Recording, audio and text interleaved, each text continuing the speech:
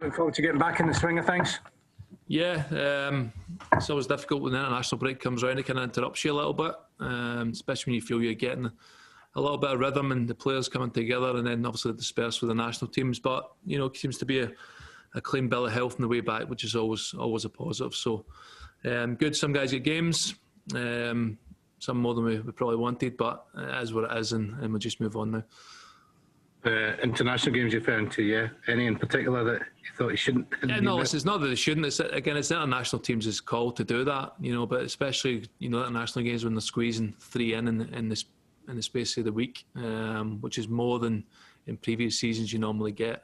It's challenging in that respect. But again, the players are good. Everybody's come back healthy and well, so it's all positive. Will it affect your selection in any way, John, then? We'll look at it. As you know, there's a lot of guys probably itching a bit to get game time as well. At the same time, we want to be getting out with a strong team to win the game. It's an important competition for us.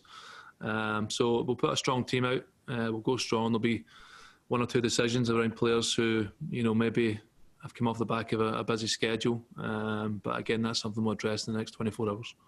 How important is it, John, to end the season, if possible, with a trophy? Yeah, it's always important. It's always a good thing to have at the end of the season. Again, for us this year with the campaign we've had, it's not been as successful as previous seasons, and that hurts. And you can feel that in the squad as well. It's not a good thing to deal with. We're used to success. We're used to winning. We're at a club that demands that. So it's very much the competition we'll start this weekend is really important for us. One, for the campaign itself, but for the players themselves, the hunger to go on and keep winning, and keeping that kind of balance of getting that you get used to winning, in terms of it becomes part of your nature, it becomes part of your season in, season out, in terms of striving for winning as many competitions as possible. And when you get a couple of setbacks, then it hurts. So it's using that hurt to motivate you to go on and win the next challenge, which is obviously the Scottish Cup. John, how have the players taken to the news that Scott is going to be leaving at the end of the season? It's probably not quite sunk in yet, probably, because he's still here. He's very much an important figure and will be for now to the end of the season. But again, it's been, work is normal. Everybody's trained well. They're in a good place. And Scott's not the type that'll let this affect him or anyone around him. So he's been his usual self. It's also disappointing for us in terms of, the way he's seen things and the new challenge he wants to take on. But we've also got to respect that. And, it's a decision he's taken on himself. Love to have kept him here at the club because he's such an important figure, and he has been for such a considerable period of time. It's a huge success, and we felt he still had more in the tank. But, he's seen things differently in terms of he's seen a new challenge that he wants to take on, and we've got to respect that. For you personally, obviously you've worked with him for a long time. How many conversations did you have with him and trying to kind of keep him at Celtic? I had a couple with him, just in terms of, he came to me with the situation he was in. He was also in discussions around that. And I know he was in discussions for a long period of time with the club. And he's always a close dialogue with the club. He's been here that long. He's a good relationship. And especially when someone gets to the age they're at, it becomes much more short-term outlook. They're looking at your 4-year and your 5-year contracts, and the bigger picture, it's around, right, what's the next step, season on season. And he's been having these conversations, for the last couple of seasons. Looking at him and the way he's played more recently as well, he's still got more on his legs. He's still got, enough time to go out there and play more, and he wants to do that, but he also sees himself as, making that transition into doing a bit of coaching and being involved in that side of it as well. An opportunity to present itself with someone he knows well, and Stephen, and he's taken that. So I've had conversations with him. Loved for him to spend more time at the club. He's been such a huge figure here, and not just Celtic, but in Scottish football. But alongside that, it's been at Celtic and a huge part of that. So again, disappointed we'll lose him. But again, life goes on, and we've got to look forward as well. For you, how are you feeling about all the change at Celtic at the moment? Obviously, Peter's leaving this summer. Scott's announced he's going. Neil's already said that he's going. And then obviously we had the news yesterday that Nicky Hammond is leaving as well. Yeah, obviously Nick, made the decision to look for a new challenge. He's moved on. I spoke to Nick last night, and he was good. Nick's a terrific guy. Fantastic work ethic. Come in and settle up a lot of processes behind the scenes that people won't know about. To get us, covering more areas around the world. bringing more personnel in to look at more players. And then things take time then to build on that. But Nick's obviously seen, looked at his own situation and decided that, step away and look for something else. So again, wish him all the luck.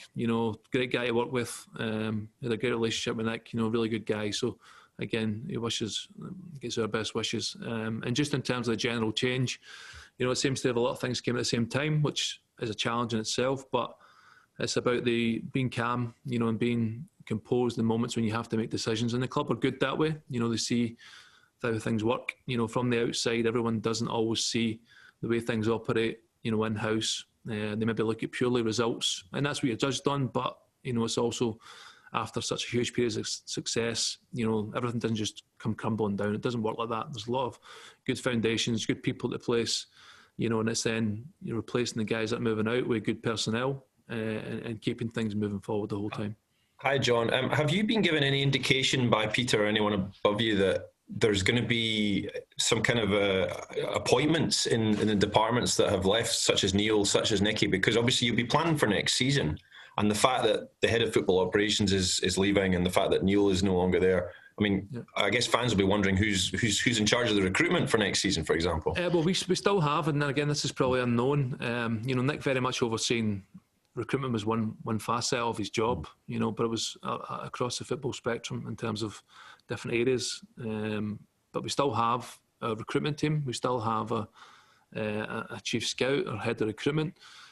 So all the processes and the personnel are still there. Yeah, the heads of those departments, whatever that may be, Peter, Neil, Nick, are changing. But underneath that, the work still goes on. And then again, the club will decide what's the best way moving forward in terms of who they replace and how they structure that. If they want to make any structural changes, or they just replace like for like in terms of personnel. So again, that's at board level, that's above me. They'll make the decisions, but very much behind the scenes things will still, keep moving forward the way they do. And then obviously when decision time comes, then there'll be people there to make those decisions. Have they given you a timescale at all as the guy who's running the first team at the moment? No, again, for me, I'm not overly concerned for myself. I'm not overly concerned by the time frame. Again, it's about Falkirk. It's about the next game, and I just keep taking it that way. I'm not looking at the big picture or thinking, I wonder if they're going to replace me anytime soon or whatever it may be. It doesn't matter. I'm not the important guy here, and I've said this before. I really am. My job is to get the best out of the players and the team for the time being, and obviously get results when the games come around, and that's the focus is. John, just going back to Scott, is there a feeling at all that the club could have done more to keep him, perhaps offer him that 2-year deal he wanted, or do you think that it is the right move for both parties, for the club and for Scott? You're more in the know than me. That's 2-year deals. So again, he's went in Aberdeen a 2-year deal, but that's not to say that wasn't part of the talk here. People can come to conclusions on that. Scott's always had a very honest, open relationship, especially with Peter and the guys around the club. They've been obviously speaking over a period of time. And again, it's down to Scott's preference as well. He knew how much he was valued here. I think he felt that for the last period of time. One, because he's a club captain, but the impact he's had at the club's huge, and people respect that. They respect him for what he's given and how much of his life he's given to Celtic, and the success that's come with that. So people recognise that, and they always will. So even if Scott moves on, he'll still be heavily respected. And he'll still have a great relationship with the people at the club. But in terms of the conversations with the club, that's confidential between him and Peter or whoever else it may be. And obviously Scott's seen things in a way that he's seen a new challenge for himself. He's at an age now where he's coming towards the end. At that point, then whether it be now or next year, then you start looking at different things, and that's the way he's seen it. So, as I said earlier, we've got to respect that, without saying too much about it in terms of his own personal. He can be the only person that gives his true judgment on that and his true feelings on that. But from our perspective, he was wanted. We would love him to stay, but we respect the decision. And just looking ahead at the weekend, everyone fully fit? How's James Forrest? Would you say he's 100% yet? And Mikey Johnson, how far away is he? Yeah, Mikey's obviously a period of time out again. And again, it's been a tough season for Mikey in terms of injuries. He's come through most of the training this week. I'd probably like to get a bit more in him, if I'm being honest, because, again, a young player, and he's still maturing and physically developing, at his stage. And what we don't want to do is rush him back too quickly. He just keeps getting another injury. So we need to make sure he's robust enough and ready. One with James has again had a good week's training, so James is good to go. Again, getting into the Rangers game, we brought him off the bench, and obviously the Dundee United game, but he's now had enough training time in that to come into contention to start games now. John, with so much upheaval at the club, have you been given any assurances over your own future beyond the summer, basically? No, nothing at all, and I don't expect it. It's a big club, and individuals aren't important at this time, especially me thinking about myself. So what will be. I'll do the best job I possibly can for the time being. But at any football club, you can never give any assurances in times like this for anyone, because you never know what's round the corner. If things change and people want things differently, so be it. I'll know I've done the best I possibly can. But at the same time, while I'm here, I've got a great relationship with people at the club. They know what I can offer. They know I know the players very well. And in terms of how we work, we'll just continue to work the way we do and get results on the pitch for the time being. Has it been difficult at all to kind of keep the players focused with, obviously, the chief executive announcing he's going, the manager's away, the captain's going, just so much kind of going on? Or has it been kind of hard to keep the players' minds on the job? Not that they've been absolutely terrific. In terms of I've seen it before when managers change and there's that kind of period of uncertainty. But I think when you address the players, in terms of quickly try and draw a line, other things, accept that and give them somewhere to go. And that's for me and the staff and the players as well. The thing is the next challenge and what it is and where we're going with it. You can give up in the season and sit back and just let it, pass you by. But, in the last period of time, working with the players, the last 3-4 weeks, there's still a hunger there. One, probably because they're feeling hurt because of the way the seasons went. The Scottish Cup helps that in terms of motivation. But they've worked terrifically well on the training pitch, in terms of the time they put in, the effort, and a real togetherness, which is important in times like this as well. Challenging times, come under a lot of scrutiny.